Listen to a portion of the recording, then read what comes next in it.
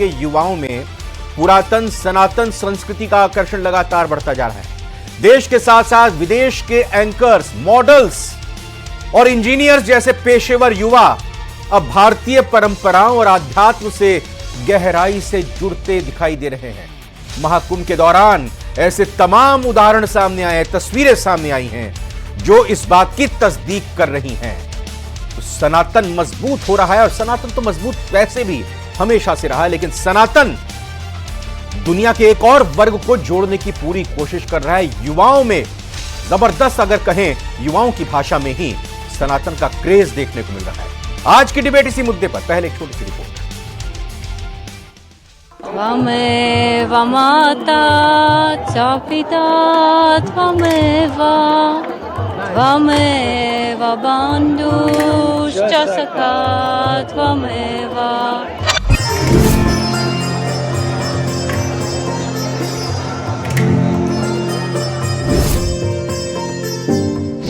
अध्यात्म की ओर बढ़ा युवाओं का रुझान।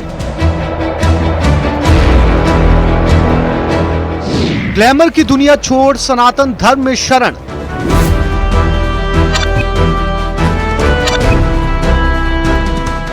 महाकुंभ में दिखे इंजीनियर बाबा, ग्लैमर गर्ल। घूमे जा रहा है, कोई है ही नहीं तेरा, अपना अकेला ही जा रहा है, जुलिया में जी रहा है, कुछ पता ही नहीं तुझे। आज मैं कुछ अच्छा करना चाह रही हूँ, मैं अपने धर्म संस्कृति से ज्यादा जुड़ना चाह रही हूँ, उसके बाद लोग मुझे खींच के पीछे ले जाना चाह रहे हैं, तो मुझे नहीं लगता वो कर पाएंगे। पुरातन सनातन का तेजी से बढ़ रहा प्रभाव। युवा जो वाहिनी है, जो हमारे सनातन की वाहिनी है युवा शक्ति, उसके अंदर जो उल्लास में देख रहा हूँ, ये शायद पहले नहीं था। आधुनिक पारंपरिक मूल्यों के संगम में डुबकी। You are going to take a holy bath.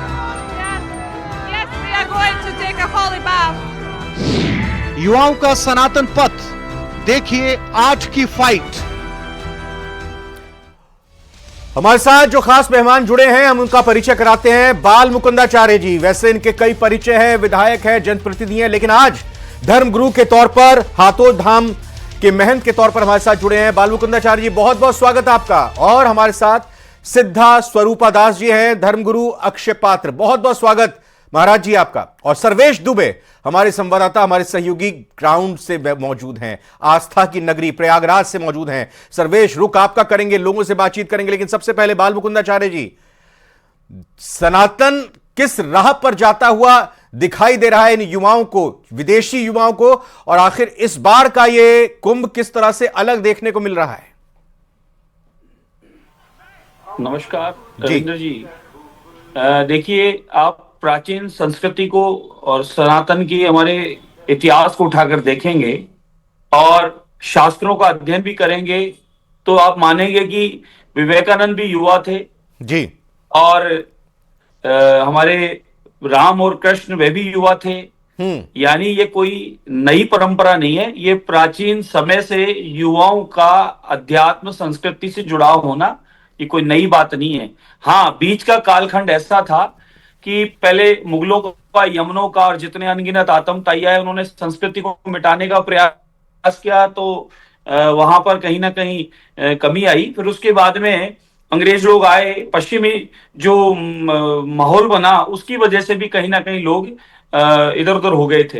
लेकिन आत्मा की, मन की, चित्त की शांति के लिए आप काम, भले डॉक्टर हैं कि इंजीनियर हैं कि आप बिजनेसमैन हैं कि साइंटिस्ट हैं, आप किसी भी कार्य क्षेत्र में हो, लेकिन अध्यात्म के द्वारा आप रहेंगे, हमारी भारतीय संस्कृति परंपराओं के द्वारा, हमारे व्रत त्योहार उत्सवों के द्वारा आप जुड़े रहेंगे, तो आप में सदैव ऊर्जा बनी रहेगी। ऊर्जा के साथ आप लोग आगे बढ़ने के लिए काम करते रहेंगे। बाल मुकुंदाचार्य जी, लेकिन आज का युवा जो कहा जाता है कि मोबाइल हो, लैपटॉप हो और एक आर्टिफिशियल इंटेलिजेंस की दुनिया हो, उसी में डूबा है, उसी में रमा है, करियर है, दबाव है, तो बुलाया तो किसी ने नहीं है यहां पर, अपने आप लेकिन किस तरह से चले आ रहे हैं? मन की, चित्त की शांति हेतु जिस प्रकार की भागदौड़ के जीवन में निरंतर किसी न किसी कार्य के लिए भाग रहा है व्यक्ति, लेकिन कहीं कुछ क्षण के लिए अगर वो सोचता है, विचार करता है, तो उसे मन की, चित्त की शांति अध्यात्म से मिलती है और भगवान के भजन से मिलती है।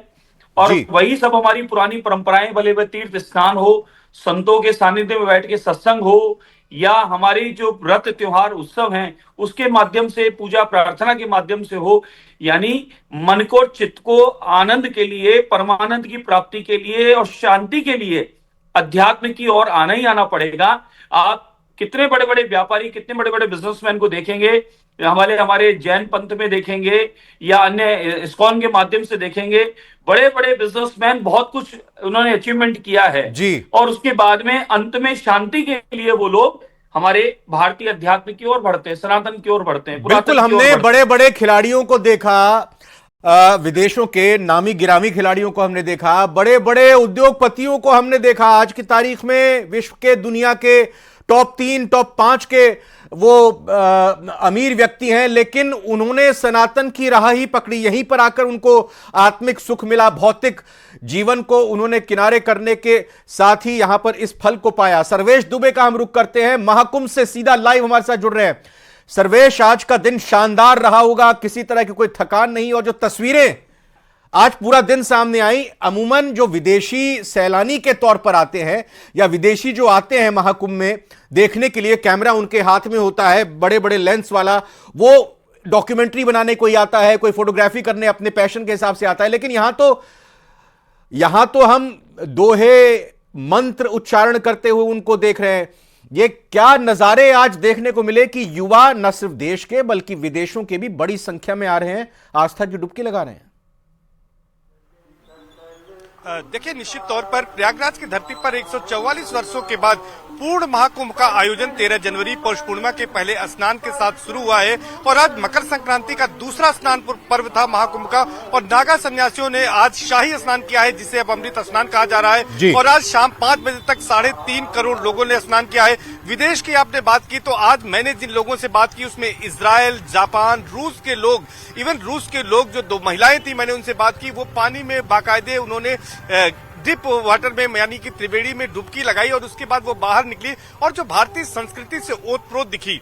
और इसके साथ ही साथ एप्पल की उत्तराधिकारी लॉरेल पावेल जॉब्स भी प्रयागराज में है और वो महाकुंभ के शिविर में निरंजन पीठाधीश्वर स्वामी कैलाशानंद गिरी के शिविर में मौजूद है। हालांकि स्वास्थ्य कारणों से आज वो संगम में स्नान नहीं कर सकी, लेकिन जो आध्यात्मिक यहाँ पर शक्ति है, जो यहाँ पर आकर्षण है, उसकी वजह से यहाँ पर आई। हमारे साथ बातचीत के लिए भी रविंद्र जी यहाँ पर कुछ लोग हैं जिनमें से प्रयागराज पुत्र कहे जाते हैं, सामाजिक कार्यकर्ता हैं राकेश शुक्ला जी, उनसे हम बातचीत करेंगे। राकेश शुक्ला जी, आपसे जानेंगे, आप तो बहुत करीब से संस्कृति को जानते हैं, प्रयागराज के पुत्र हैं आप, प्रयागराज पुत्र के नाम से जाने जाते हैं। कौन सी ऐसी ताकत है जो युवाओं को, विदेशियों को, सबको हमारे सनातन धर्म की ओर खींच रही है?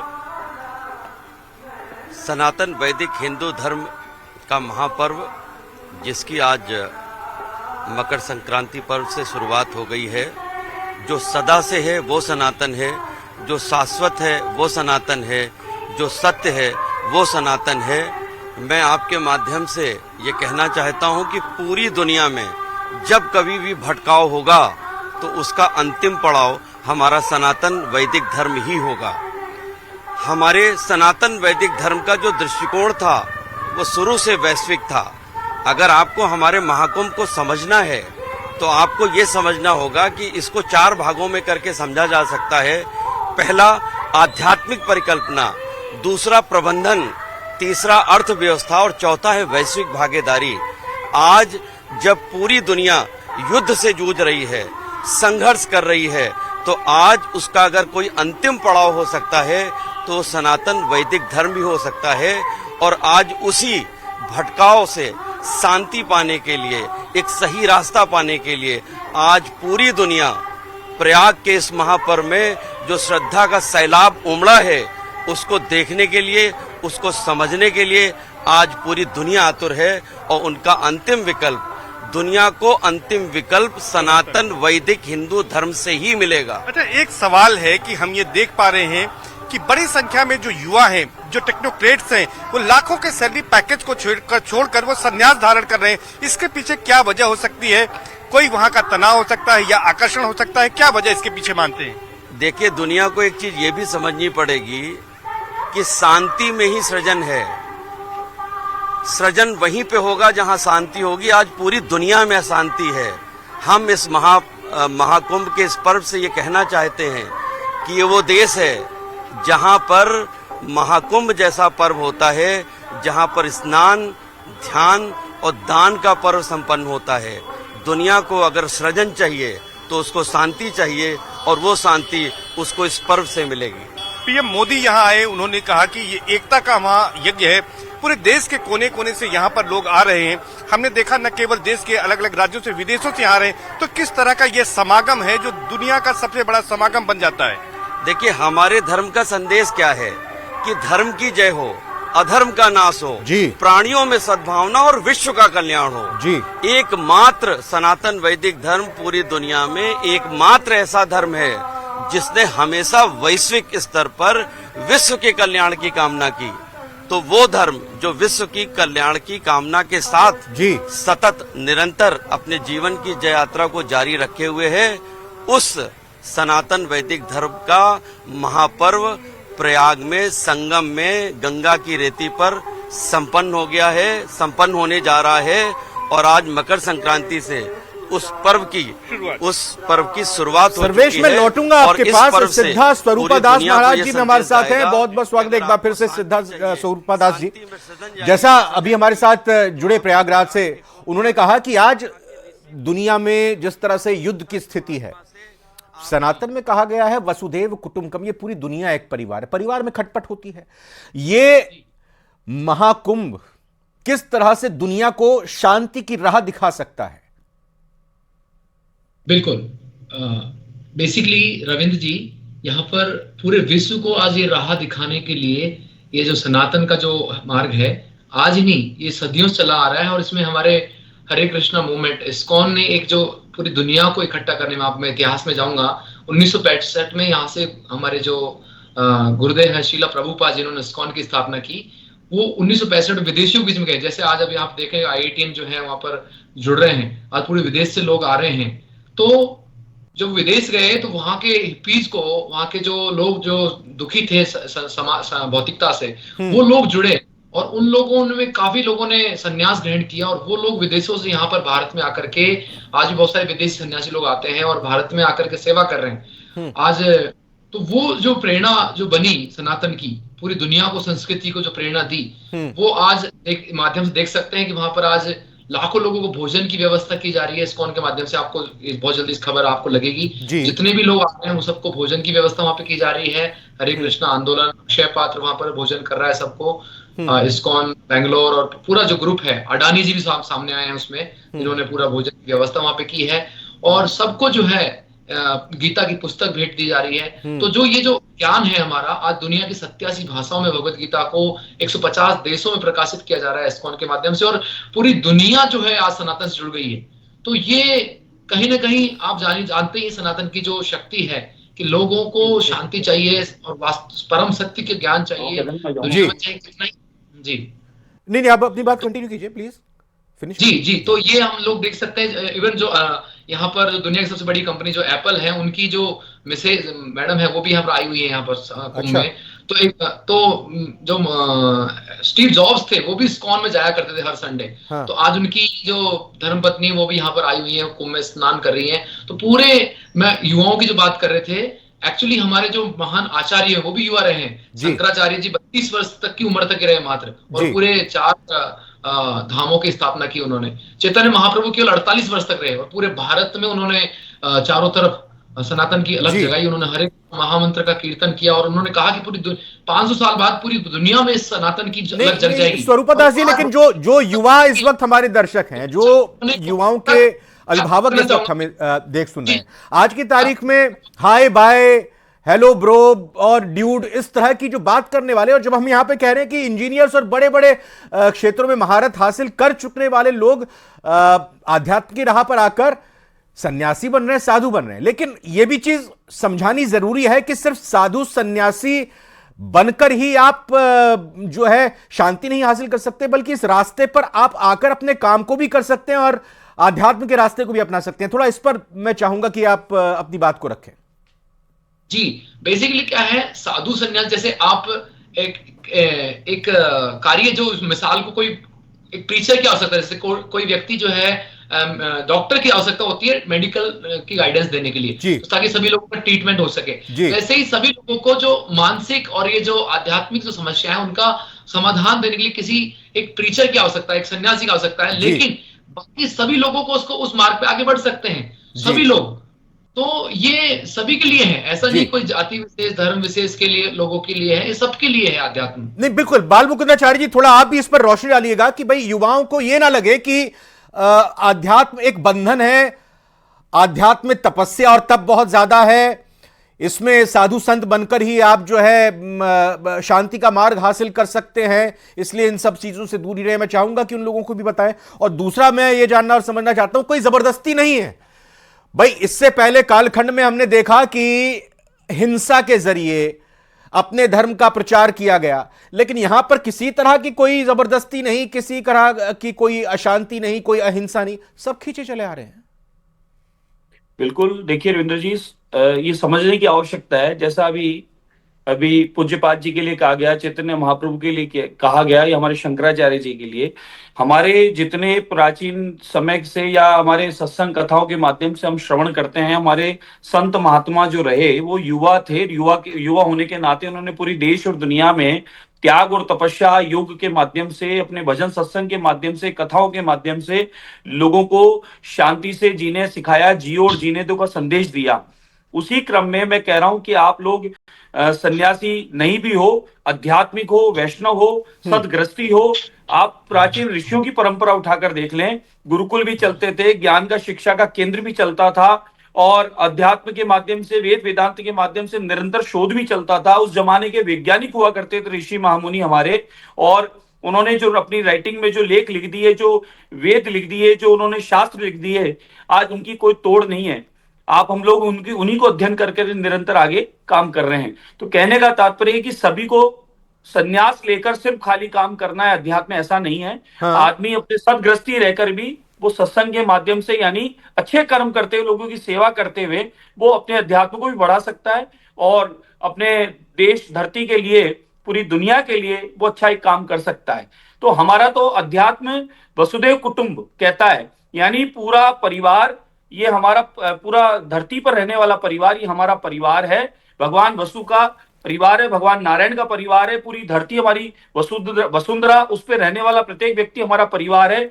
एकमात्र सनातन धर्म ऐसा है जो जल की, आकाश की, पृथ्वी की, वनस्पतियों की, पंच तत्व की, जीव जंतु पशु पक्षी की, सबकी आराधना, यानी सब में विश्वास रखना, सबकी रक्षा करना, सुरक्षा करना, पर्वतों में, नदियों में, सब में अपना भाव रखना, यानी सब में अपना प्रभु मानना, ये एकमात्र सनातन ही है।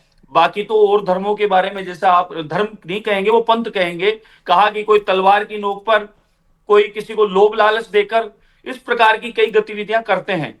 और प्राचीनतम में चले जाएं तो पूरी दुनिया में भारत ही बसता था। अगर वापस भारत की ओर लौटते हैं, अध्यात्म की ओर लौटते हैं, मन की चित्त की शांति के लिए लौटते हैं, सत्कर्म करने के लिए लौटते हैं, तो उनका स्वागत है। और ये त्रिवेणी संगम तो ऐसा है, जो आएगा यहाँ स्नान करेगा तो स्वतः ही उसका मन चित्त सब पवित्र होगा। नहीं, लेकिन बाल मुकुंदाचार्य यहाँ तो कहा गया ना कि भाई हिंदू धर्म के अलावा कोई और अगर आता है, कुछ व्यवसाय करता है और कुछ करता है, तो उसके लिए तो नो एंट्री तक की बात कही जा रही है। ये कितना सही है? देखिए, ऐसा ये उन लोगों के लिए है जो कोई थूक कर सामान दे रहे हैं या अपवित्र करके और किसी को झूठन करके खिला रहे हैं, ये उन लोगों के लिए है। बाकी सनातन मतलब किसी भी धर्म का हो जाए, है जी, किसी भी धर्म का हो, आपको लगता है कि एक विशेष धर्म के लोग ऐसा करते हैं? जो लोग करते हैं, जो भी लोग जिस पंथ के हों, धर्म तो नहीं कह सकते, धर्म तो धारण की धर्म, जो सत्कर्म में अच्छे काम करने योग्य है वही धर्म है। हमारे यहाँ जब देखें मकर संक्रांति हम लोग मना रहे हैं, तो मकर संक्रांति पर पतंग उत्सव भी होता है, लेकिन उससे पहले हम लोग दान धर्म करते हैं, पक्षियों की सेवा करते हैं, गौ माता की सेवा करते हैं, जरूरतमंदों को गर्म वस्त्र इत्यादि बांटते हैं, भोजन की सामग्री बांटते हैं, मंदिर में जाके दीप जलाते हैं, पूजन प्रार्थना करते हैं, ध्यान करते हैं, प्रभु से अपनी प्रार्थना करते हैं, अपने परिवार की करते हैं, समाज की करते हैं, देश की करते हैं। मतलब आपका यह कहना है कि हर धर्म और हर पंथ, आप धर्म कहें या पंथ कहें, हर धर्म पंथ के युवा को आना चाहिए?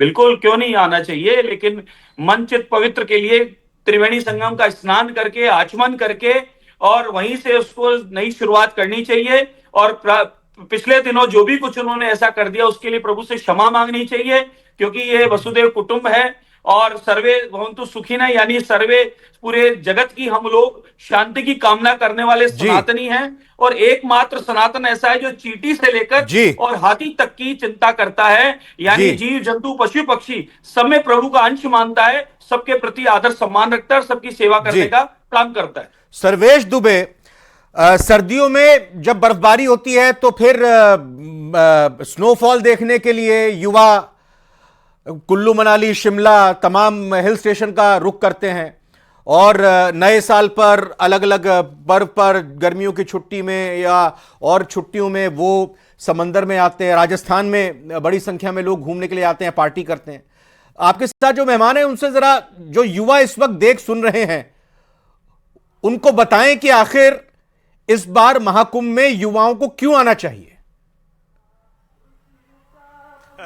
राकेश जी, स्टूडियो से ये सवाल है कि इस समय तमाम जगहों पर युवा घूमने जाते हैं, पर्यटन स्थलों पर, लेकिन ये महाकुंभ का आयोजन है, यहाँ पर युवा क्यों आए, क्या वजह इसके पीछे हो जिसकी वजह से उनको यहाँ आना चाहिए?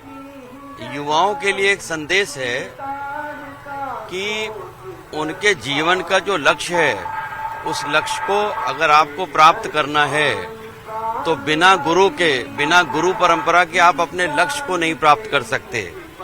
हमारा ये जो महाकुंभ पर्व है, इस पर्व में हमारे देश के ऋषि मुनि यति योगी संत महात्मा सिद्ध प्रसिद्ध हमारे संत यहाँ पर आते हैं और वो अपने प्रवचन के माध्यम से हमारी जो नई पीढ़ी है, हमारे जो युवा हैं, उनको ये बताते हैं कि भारत का दृष्टि दर्शन और विचार वो क्या है और उस वैदिक परंपरा के अनुसार वो अपने जीवन को कैसे सफल बना सकते हैं और उनके जीवन में जब तक आध्यात्म की आभा नहीं होगी तब तक उनके जीवन में शांति नहीं होगी और उनके जीवन में अगर शांति नहीं होगी तो बिना शांति के सृजन नहीं हो सकता है। और यही वजह है कि जो युवा भी यहाँ आध्यात्म के रास्ते पर आए हैं उन्होंने फिर पीछे मुड़कर नहीं देखा। दुनिया में सबसे ज्यादा आबादी हमारे देश की है, यही हमारी ताकत है, यही हमारी शक्ति है और हमारी शक्ति